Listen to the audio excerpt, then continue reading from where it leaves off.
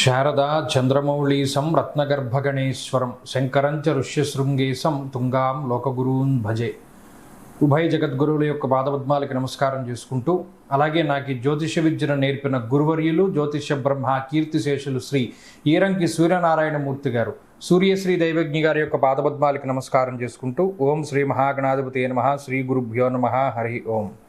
వీక్షకులందరికీ నమస్కారం.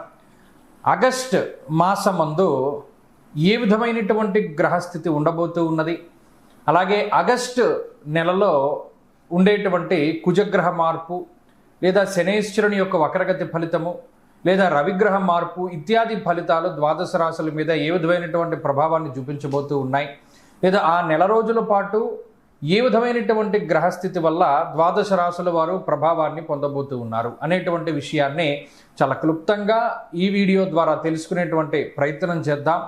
ముఖ్యంగా ఈ శాస్త్ర సంబంధమైనటువంటి విషయాన్ని అతి పురాణ గ్రంథమైనటువంటి గోచార దర్శిని వంటి ఉత్కృష్టమైనటువంటి గ్రంథం ఆధారంగా పూర్తి శాస్త్ర ప్రమాణాలతోటి ఈ విషయాలన్నింటినీ కూడా చెప్పడం జరుగుతూ ఉన్నది. ముఖ్యంగా ఈ ఆగస్టు మాసంలో ఉండేటువంటి గ్రహస్థితిని గనక గమనిస్తే, ఆగస్టు 2వ తారీఖున ఉత్తరా నక్షత్రం 2వ పాదంలోకి శుక్రుని యొక్క సంచారము జరుగుతూ ఉన్నది. అనగా శుక్రుడు తన యొక్క నీచక్షేత్రమైనటువంటి కన్యలోకి ప్రవేశం చేస్తారు ఆగస్టు 2వ తారీఖు నుండి. తదుపరి మాసం అంతా కూడా ఆయన అక్కడే సంచారం చేస్తారు. అలాగే 3వ తారీఖున మృగశిర నక్షత్రం 3వ పాదంలోకి కుజుని యొక్క సంచారం జరుగుతుంది. అనగా మిథున రాశిలోకి కుజుని యొక్క సంక్రమణం జరిగి ఆ నెలంతా కూడా కుజుడు అదే రకంగా ఆయన సంక్రమణం చేస్తూ ఉంటారు. అలాగే 18వ తారీఖున సూర్యుని యొక్క మార్పు, ఇప్పటి వరకు కర్కాటక రాశిలోకి ఆయన యొక్క సంచారం సాగింది. 18వ తారీఖున కర్కాటక సంక్రమణాన్ని వదిలిపెట్టి ఆయన సింహరాశిలోకి ఆయన యొక్క సంక్రమణాన్ని ప్రారంభం చేస్తారు. అంటే 18వ తారీఖు నుండి మాసం చివరి వరకు కూడా రవి యొక్క గమనము అనేటువంటిది సింహరాశిలోనే ఉంటుంది. ఆ తదుపరి మాసం చివరిలో 23వ తారీఖున మఖా నక్షత్రం 1వ పాదంలోకి బుధుని యొక్క సంచారం జరుగుతుంది. అంటే ఈ మాసంలో చాలా రోజుల పాటు కర్కాటక రాశి అందే సంక్రమణం చేసినటువంటి బుధ గ్రహము నెలాఖరులో 23వ తారీఖున సింహంలోకి మారతారు. అయితే ఈ మాసంలో గురుడి యొక్క స్థితిగతులన్నీ కూడా కర్కాటక రాశిలోనే ఆయన యొక్క సంక్రమణం సాగుతూ ఉన్నది కాబట్టి ఫలితాలన్నీ కూడా అక్కడి నుండి తీసుకుంటాం. అలాగే శనేశ్వరుని యొక్క స్థితి వక్రగతిలో ఉన్నది. ఆయన మీనరాశి యందు వక్రించి సంచారం చేస్తూ ఉన్నారు. ఆ ఫలితాలను దృష్టిలో పెట్టుకోవాలి. కుంభరాశి యందు రాహు ఉన్నారు. అలాగే సింహమందు కేతుగ్రహం ఉన్నటువంటి పరిస్థితుల్లో ద్వాదశ రాశులపైన ఈ గ్రహస్థితి ఆగస్టు మాసమందు ఏ విధంగా ప్రభావాన్ని చూపించబోతూ ఉన్నది. మరీ ముఖ్యమైనటువంటి విషయం, ఆగస్టు మాసంలో మనకి అనగా భారతదేశానికి ప్రత్యేకించి కనబడేటువంటి గ్రహణములు కానీ లేదా మరి ఏ ఇతరమైనటువంటి దుర్నిమిత్తములు కూడా కనబడడం లేదు. కావున ఎటువంటి గ్రహణ నియమాలు కూడా మనం పాటించవలసినటువంటి అవసరం లేదు. ఈ విషయాలను కూడా మనం దృష్టిలో పెట్టుకోవాలి. ఇక ఫలితాల విషయాన్ని మనం చూద్దాం. మీనరాశి వారి యొక్క స్థితిగతులను పరిశీలనం చేస్తే, ఇక్కడ శనేశ్వరుని యొక్క వక్రగతి ఆగస్టు మాసంలో అర్ధాష్టమ కుజుడు, పంచమ స్థానస్థిత రవిగ్రహము, వ్యయస్థానమున ఉన్నటువంటి రాహువు, సరే ఇవి ప్రతికూలమైన గ్రహస్థితులు. 12లో ఉండే రాహువు, శనేశ్వరుని యొక్క వక్రగతి, చతుర్థ స్థాన కుజుడు, పంచమ స్థాన రవి. అంటే ఈ 4 చూడండి, అదేదో ఇందులోనో చెప్పినట్టు దుష్ట చతుష్టయం అంటారే, అలాగా 4 వైపుల నుండి 4 గ్రహాలు నలిపేటువంటి ప్రయత్నం చేస్తారు.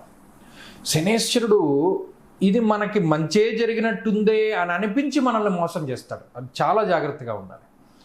ఏది జరిగినా చివరాఖరి వరకు జరిగేంత వరకు నమ్మకం పెట్టుకోకూడదు.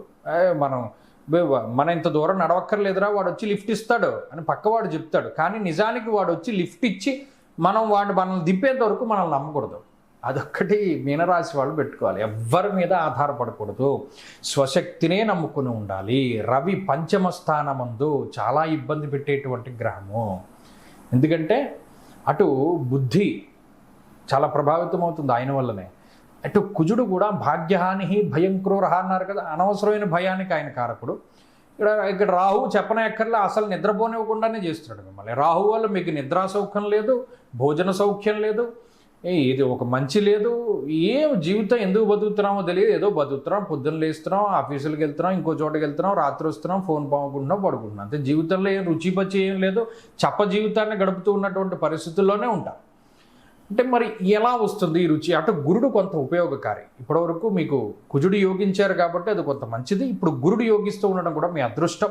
తద్వారా ఆర్థిక సంబంధమైనటువంటి ఇబ్బందులు రావు ఈ మాసంలో. అంటే ఉద్యోగాలు పోవడం కానీ, మీ వృత్తి జీవనాధారం దెబ్బతినడం కానీ ఇటువంటివి ఏమీ జరగదు. అనారోగ్య సమస్యలు ఈ ఒక్క పాయింట్ కూడా మనం ఆలోచించాలి. ఆర్థిక పరిస్థితులు కాకుండా అనారోగ్య సమస్యలు ఏమైనా కొంత ఇబ్బంది పెట్టచ్చు, కొన్ని భయపెట్టచ్చు. ప్రాణాపాయాలు అవి లేవు, కానీ జాతకాల్లో కూడా మీరు చూసుకుంటూ ఉండడం. ఎందుకంటే ఈ గ్రహస్థితి 4 గ్రహాలు ఉన్నటువంటి స్థానాదులు మంచివి కాదు. కాబట్టి ఆరోగ్యం పరంగానే 90% జాగ్రత్తగా ఉంటే సరిపోతుంది ఈ మాసంలో. ఏమంటే అంత మాట అన్నారు అంటే, ఎందుకంటే ఇక్కడ 1, 12, 4, 5 స్థానాల్లో ఉన్నటువంటి గ్రహాలు అటు మానసికంగాను శారీరకంగాను చాలా ఇబ్బంది పెడతాయి. కాబట్టి ఒకంత ఆరోగ్యం జాగ్రత్తగా చూసుకుంటూ ఉండడం మంచిది. రెండవది ఏంటి అంటే, ఎప్పుడు కూడా సెకండ్ ఒపీనియన్ కావాలి. ఇందాక చెప్పినట్టు ఎవరిని ముందుగా నమ్మకూడదు, దేన్ని గుడ్డుగా నమ్మకూడదు. ఇటువంటివి మనం ప్రణాళికాబద్ధంగా ముందుకు వెళుతూ ఉంటే అప్పుడు మీనరాశి వారి యొక్క స్థితిగతులు మెరుగుపడుతూ ఉంటాయి. క్రమం తప్పకుండా భగవద్ దర్శనం చేసుకుంటూ ఉండాలి. ప్రతి శనివారం నాడు కానీ, సోమవారం నాడు కానీ ఏదైనా శివాలయానికి కానీ, విష్ణు ఆలయానికి కానీ వెళ్ళి మీకు వచ్చిన స్తోత్రాలని చదివి దీపం పెట్టుకుంటూ ఉండడం, లేదా ఏదైనా ఇంకా విశేషమైనటువంటి సేవా కార్యక్రమాలు అవి చేస్తూ ఉండడం, గురువుల యొక్క సందర్శనం చేస్తూ ఉండడము, పడుకున్నప్పుడు లేచినప్పుడు స్తోత్ర పారాయణ చేస్తూ ఉండడము, అలాగే ఆరుద్ర నక్షత్రం రోజున విశేషమైన అభిషేకం చేసుకుంటూ ఉండడము, రుద్రాక్ష ధారణ చేస్తూ ఉండడము, ఇటువంటి వాటిని చేస్తూ ఉంటే కూడా మీనరాశి వారి యొక్క స్థితిగతులు మెరుగ్గా ఉంటాయి.